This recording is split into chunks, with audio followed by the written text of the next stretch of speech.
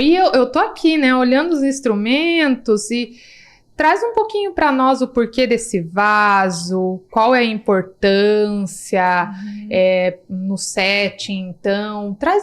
Dá um exemplo para nós desse começo desse processo aí, o que a criança precisa ter quando nós pensamos nessa ida ao banheiro. É preciso ela ter pré-requisitos, como faz, qual é o caminho e o que os pais podem ficar atentos, né? O desfraude, ele é uma das AVDs, assim, um tanto quanto polêmicas, né? Eu até comentei com a Andriane, eu falei, daria um podcast só dele, né?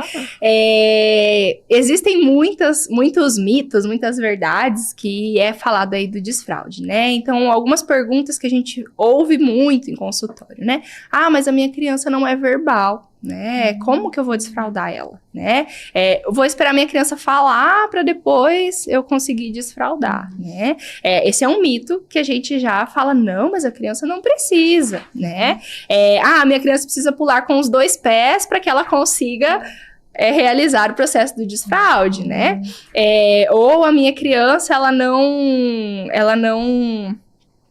não sinaliza de nenhuma forma, né? Então, isso tudo são algumas perguntas que nós ouvimos muito, né? Com qual idade que se desfralda uma criança, né? E eu sempre digo, né, a gente não tem uma idade certa, né? Claro que, segundo aí estudos, entre 2 a 4 anos, a criança, ela tende a sinalizar sinais, mas nem sempre é o que acontece, muitas antes, muitas depois, né? Então, nós precisamos estar atento a esses sinais que eles acontecem. Então, a minha criança não é verbal, mas ela pode sinalizar de alguma forma, né? Da mesma forma que ela aponta para o objeto de desejo, ela vai apontar que ela precisa fazer xixi, né? Que ela precisa ir ao banheiro.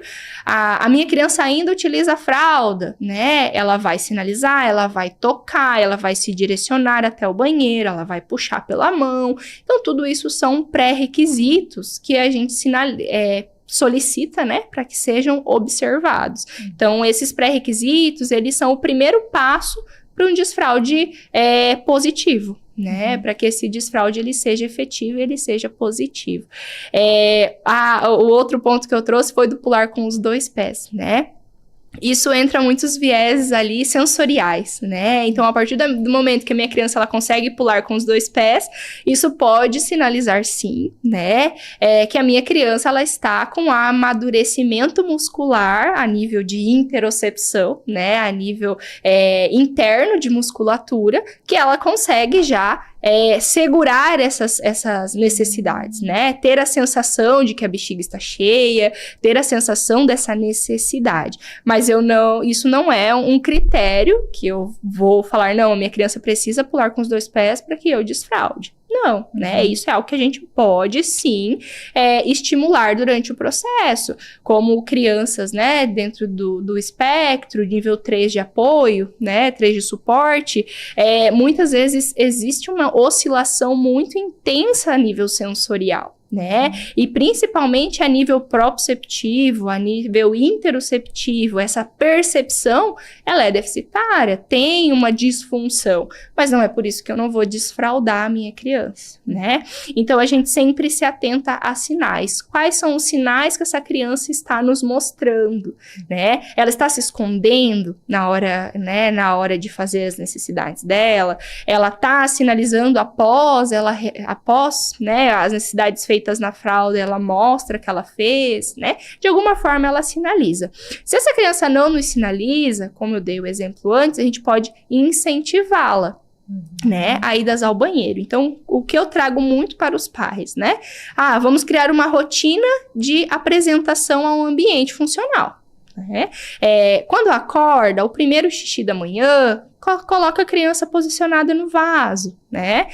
Depois do almoço ou antes do banho, vamos direcionar essa criança para sentar no vasinho, né? Para que ela consiga ter uma vivência e uma aproximação, né, desse ambiente. Então, existem também as crianças, como nós falamos antes, com as questões gravitacionais, questões sensoriais. Então, tudo isso é estimulado de uma forma gradativa para que essa criança consiga perder esse medo, né, e habituar essa função e habituar essa disfunção sensorial. Também é importante que os pais organizem esse ambiente, sinalizem esse ambiente para que seja um ambiente seguro para nossa criança, né? Então, é uma exigência, assim, a gente quase que exige para o pai, né? A gente precisa de um redutor de assento, por quê? Porque essa criança, ela pode cair, né? Ela pode se desequilibrar e isso vai gerar um trauma muitas vezes, vai gerar uma insegurança que às vezes ela não tinha, né? Isso vai gerar uma rigidez comportamental, vai fazer com que ela tenha uma fuga, vai fazer com que ela chore nesses momentos. Então, tudo isso vai acarretar em comportamentos, né? E um apoio de pé, né? Então é importante também que essa criança tenha um apoio de pé, para que ela consiga ficar segura. A qualquer momento que ela se desequilibre, opa, meu pezinho tá encostando no chão, né? Eu sempre uso o termo de quem presta atenção com o pé voando, né?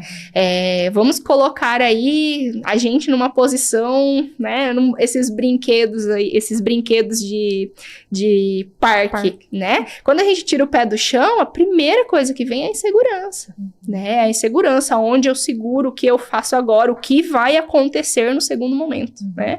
E esse é o exemplo que a gente dá. Essa criança, ela precisa estar segura. E até o momento que essa autonomia chegue, né? Eu terminei de fazer minha necessidade, eu levanto e eu termino, concluo o processo, né? Isso vai trazer uma autonomia, vai trazer uma independência e vai trazer uma segurança para nossa criança.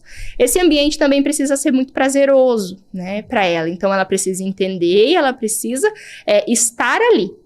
Eu sempre trago que também o cocô, né, ele é uma habilidade que exige muita calma da criança, muita paciência, muita atenção, muita concentração, exige tempo, né? Não é algo rápido muitas vezes, então a criança precisa estar ali, né? E aí vale muitas vezes a gente usar os nossos recursos, as nossas estratégias, né?